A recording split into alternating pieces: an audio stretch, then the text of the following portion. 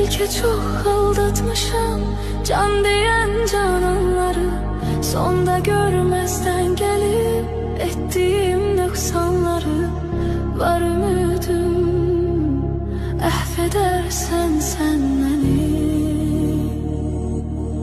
Bilmez idim dert verer derdimin dermanları. Gün gelir pişman olar nefsinin kurbanları. Dünya taht